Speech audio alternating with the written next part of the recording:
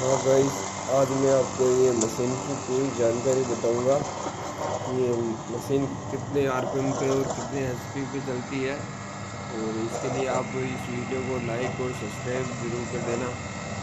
और मशीन के जो हैंडल है, ये 2.5 फीट का है और इसे आसानी से मशीन को धक्का देकर चलाते हैं।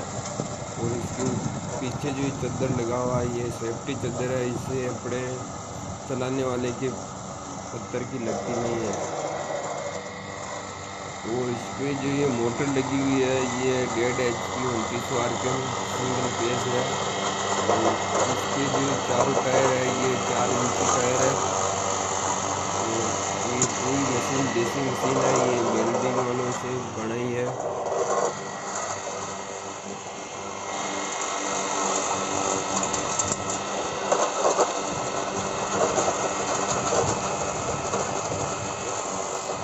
और ये मशीन के नीचे जो घास काटने की जो ब्लेड लगी हुई है, वो भी एक देसी ब्लेड है।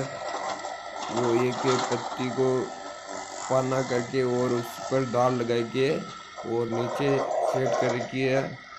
और वो ब्लेड अभी 12 इंची की है और उससे घास अच्छी तरह से कटिंग हो जाती है। और आपको इस मशीन के बारे में कुछ भी जानकारी चाहिए तो आप कमेंट में लिख देना, मैं उसका जवाब ज़रूर दूंगा। और इस वीडियो को लाइक और सब्सक्राइब ज़रूर कर देना।